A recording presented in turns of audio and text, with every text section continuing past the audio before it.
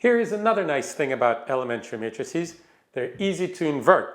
Of course, you can always use the robust inversion algorithm that we're familiar with, and it will take just one or two or a handful of easy steps to find the inverse of an elementary matrix.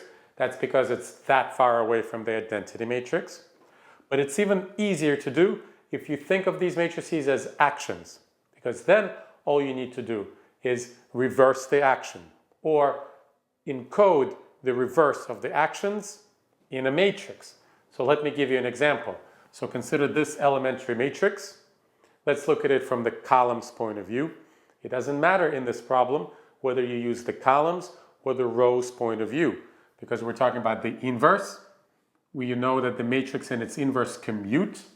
It's my second little miracle of linear algebra. So you can think of everything in terms of rows or in terms of columns, and whichever actions you reverse and encode in the matrix, it will work. It will be the same matrix.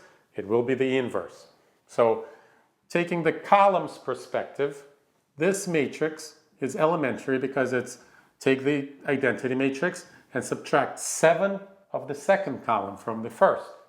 So the inverse of that operation, the operation that will invert it, think about it for a moment. Think what it is. Pause the video if you have to. Well, it's add 7 of the second column to the first. It's add 7 of column 2 to column 1. When I was first asked that question, I had a few silly thoughts that involved either -1/7 or operating on the second column with the first and all sorts of funny things. But it's actually very simple. If the action is subtract 7 of column 2 from column 1, then the reverse of that action is add 7 of column 2 to column 1. So just encode that operation in a matrix, in this elementary matrix. Then this elementary matrix will perform that column action on this matrix, canceling the 7 and giving you the identity. So this is the inverse. So when we think about inverses with individual numbers, with ordinary numbers, the inverse of 7 is 1/7, so there are lots of fractions. But in the case of elementary matrices, especially when the operation is adding a multiple of one row to another, no fractions, because it's about these actions. The reverse action has an integer just like the action itself. So this offers yet another valuable insight into the inverse of the matrix, of a matrix. Now you will get fractions if you get these integers that don't equal 1 on the diagonal, because the diagonal is sort of like multiplication, a little bit more closely reminiscent of multiplication. And this is when we'll see fractions in the inverse. So let's again look at it from the columns perspective. Why is this matrix elementary? Well, it's multiply second column by 2, then add 4 of third column to second. That's one way to look at it. We'll look at it in two different ways, making sure we get the same answer. So reversing these actions, remember to do them in the opposite order. That's how actions work in linear algebra and in life. It would be subtract 4 of column 3 from column 2, and then divide column 2 by 2. So what I just said needs to be encoded in a matrix. So start with the identity and do to it what we just said. And what we said was subtract 4 of column 3 from column 2, and then divide column 2 by 2. 1/2, -2. And here is your inverse.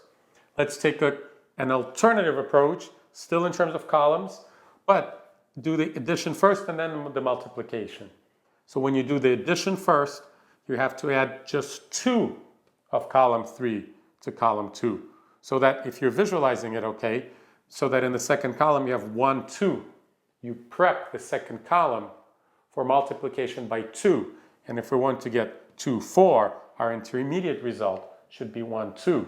So when we're doing addition first, then multiplication, we have to add just 2 of column 3 to column 2, and then multiply column 2 by 2. Now reversing those steps, do the inverses of both steps in the opposite order. And the first step was The second step was multiply column 2 by 2, so we're now dividing column 2 by 2. And the first step had been add 2 of column 3 to column 2, so reversing it is subtract 2 of column 3 from column 2. That's what I did to the matrix, to this matrix. So the strategy is say what you need to do, and then do what you just said to the identity matrix. All right, while we're at it, let's take the rows perspective on the whole thing and make sure we get the same answer. So from the rows perspective, we can put it the following way. This matrix is elementary because it's start with identity. Multiply second row by 2. Step number 2, add 2 of row 2, which now has a 2 in it, to row 3. Reversing these steps, subtract 2 of row 2 from row 3. Reverse the first step, divide row 2 by 2. And there you go. We get the same matrix, whether we take the row perspective or the column perspective, or whatever order we consider the operations in, as long as we're doing it the correct way. Reversing those steps provides the identity matrix. So that's another advantage of dealing with elementary matrices. I believe I overcomplicated matters a little bit in the last example when we were looking for the inverse of this matrix.